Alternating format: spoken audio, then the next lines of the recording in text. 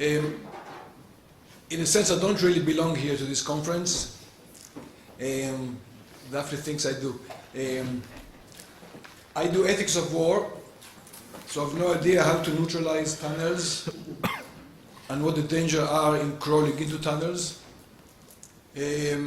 So I'll raise two main questions regarding what I see as the ethics of tunnels, and I'll present those questions through the title of this panel, which is "Are all tunnels equal?" So the question can be understood two ways. The first is the use of tunnels by all sides, especially the just side and the unjust side, but maybe also the state side and the non-actor state side, are all these uses morally equal? Or if you wish, do all these sides, especially the unjust side, do all these sides have an equal right to use tunnels and to fight through tunnels in all kinds of ways we saw earlier? So that's the one question. The second question is, are tunnels equal to other forms of warfare, to other weapons, to other platforms? Or is there something especially troubling, bothersome about the use of tunnels? If I have time, and I probably won't, I'll say something about commenting on the previous speakers about whether or not the use of tunnels is strategic. But I'm not sure I'll have time for that. How much time do I have? Half an hour, right? Email me. Okay. So I'll start with my second question, that is the use of tunnels in any way morally more troubling than the use of other platforms or weapons? Okay. The thought that they might be more bothersome reminds one of the big debate which is still ongoing regarding the morality of the use of drones, especially for attack. Okay, there's a big debate about it. I participated in maybe 4 or 5 panels in Europe in the last few years to discover that most people on those panels were very much against the use of drones. Regardless of the justice of the cause, many people think that there's something especially troubling about the use of drones in fighting. And the intuition here is something like that the use of drones for attack is unfair, is inhumane. You walk in the street or wherever you are, you sit in your office, and literally out of the blue, you're dead. Okay, you're shot at by some drone from, and where the operator sits on the other side of Earth, and that seems to be a dirty way of fighting. So that's the intuition here. That when you consider fighting. So even when you fight, there are dirty ways of fighting and the cleaner ways of fighting, and drone fighting on this line is considered something dirty. There's also some people also emphasize here the complete asymmetry between the victim, who is completely helpless. Usually he's unarmed, but even if he or she are armed, it wouldn't help him against this drone. So the thought regarding our topic today is maybe tunnels are the same. Okay? I mean, if you buy into this line of argument against the use of drones, maybe you will also buy the argument that there's something nasty, dirty about the use of tunnels. So we're having here this nice conference, let's say, and all of a sudden, there's a hole here, and some Hezbollah folks come in and start shooting. That's kind of unfair. Hezbollah, if you want to fight us, okay, let's arrange a time outside. a place and a time in the open, that's fair. But just smuggling here into this hole through a tunnel, that's dirty. Okay. So according to this line of thought, tunnel fighting is not equal to other kinds or other forms of fighting. Okay, so I hope I managed to persuade you that there is some plausibility to this argument. But I hope you'll agree with me that this is a very poor argument in the end. I mean, so much of what we do in war is dirty. We use submarines, out of the blue water. There's a submarine, and we use just aircraft. We use all kinds of stuff, and it's very hard to see why drones would be dirty, illegitimate, while mines and submarines and artillery and missiles, all those would be okay. Okay. So the conclusion here, I think, is that there's nothing especially troubling about the use of tunnels. Of course, like any other weapon or platform, tunnels can be used in the service of the just side or the unjust side. Tunnels can be used to assist legitimate warfare, and it could be a tool for war crimes, of course. So the fact that I'm saying that there's nothing in principle illegitimate about tunnels doesn't mean that anything you do with tunnels is okay. So if you use a tunnel to go into a kibbutz and murder civilians, of course that's immoral and illegal. But if you use a tunnel, as one mentioned earlier, to blow up a military post of your enemy, that's completely okay. I mean, if you happen to be the enemy, bad luck. But both morally and legally, that's fine. Okay. Okay. So that's regarding the second question. Now go back to my first question, which was whether all tunnels are okay. I mean, so here I'm comparing not tunnels and other weapons, but the use of tunnels by all kinds of parties. Does it make a difference who uses the tunnel? Now, this brings to mind a very central question in the ethics of war, which has been hotly debated in the last 15, 20 years, regarding the moral equality of soldiers, of combatants. So let me say a few words about this. So according to traditional just war theory, especially in Michael Walzer's book, Just and Unjust Wars, combatants of both sides, the just side and the unjust side, are morally equal, which means they have an equal right to shoot at each other. So that's easy when we think about soldiers of the just side, right? That's easy. But the point is that even soldiers on the unjust side have a right to shoot at the soldiers of the just side. Okay? That's the doctrine known as the moral equality of soldiers, of combatants.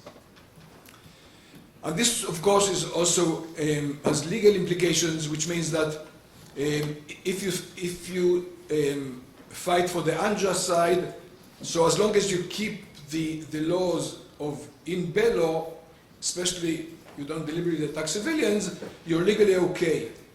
The very fact that you fought for the unjust side isn't enough to bring any charges against you, legal charges against you.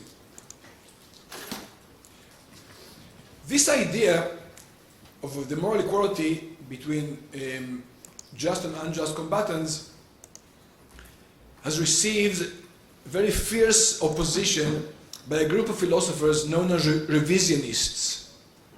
Revisionists. They are led by the American, he's now at Oxford, philosopher Jeff McMahon, who really started all this and had a lot of influence on the literature. So McMahon said, how could this ever be true? How could it be true that if you're fighting for the unjust side, you have a right, a moral right, to kill soldiers on the just side?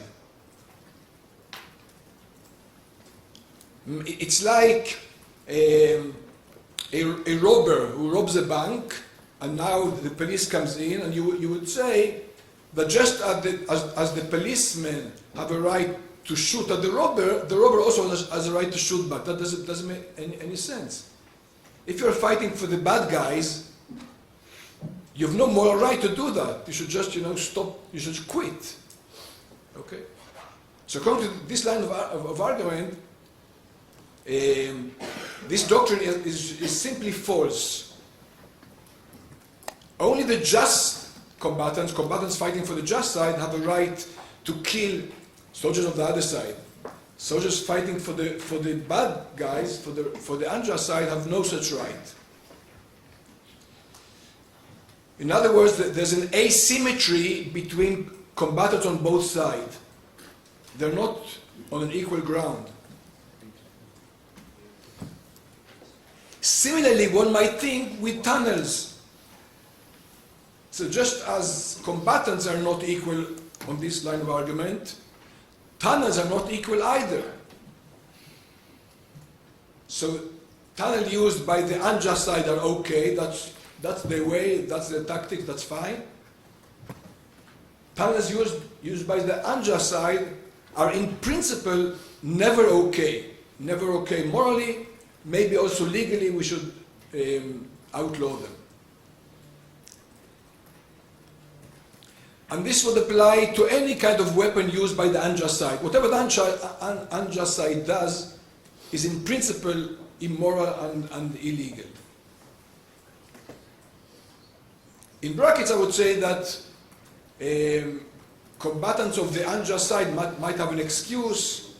They're too young, maybe they're brainwashed, so maybe we don't want to bring them all to trial, maybe only the officers. We can talk about that. Okay. So, in this very important book that the chairwoman mentioned, which came out a few months ago, War by Agreement, which I wrote with my friend Yitzhak Ben-Baji, we try to reject this line of argument. We try to reject revisionism. And to justify the moral equality of soldiers. So very briefly, this is the idea. We should look at the laws of war as a kind of an agreement made by all actors in the international plane. All actors realize that there are going to be wars. This is kind of a fact about human society. There's going to be wars. And we also realize that there won't be any kind of global police to come in and save us when there's a war. The UN, maybe people thought that it would do that, but of course it has failed. So it's a self-help world.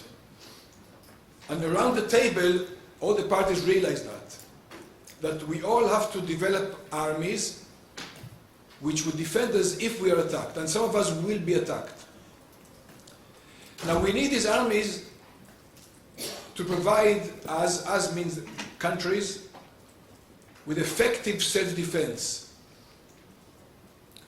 For self-defense to be effective and to deter our enemies, we must hold obedient armies. Because if soldiers, when they get an order to go to war, would be required to examine this order and to make sure that the war is just, then the enemy knows that they have a few days or a few weeks, they can just invade the country until the army convinces all its soldiers that the war is justified. So we agree around the table that countries would have a right to hold obedient armies. And this means that we exempt soldiers on both sides. We exempt soldiers on both sides to verify that the war is just before they participate in the war.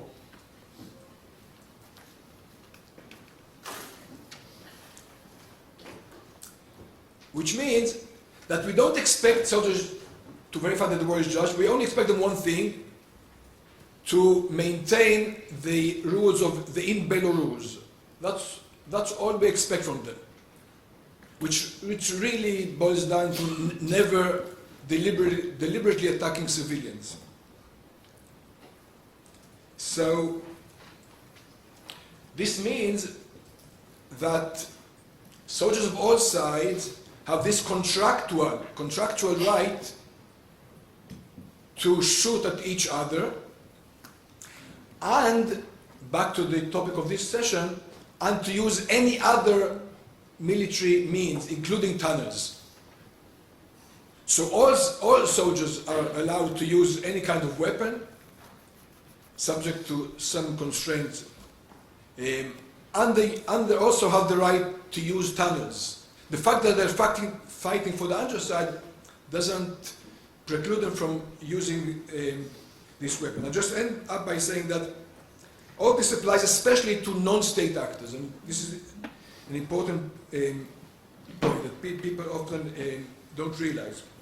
There's no reason to assume a priori that in a conflict between a state and a non-state actor, the state is the just side and the non-state actor is the unjust side. Okay? Some wars fought by non-state actors are justified. I mean, think of a small ethnic group under oppression fighting for independence. Okay? Many Israelis think that this was the case prior to 48. Okay? So we should assume that the permission to use force, and again, for the purpose of this conference, of using tunnels, is only for the state party. Okay. So in principle, any party that takes part in a armed conflict can help itself to all the reservoir of strategic and tactical means, including tunnels. I think I'll stop here.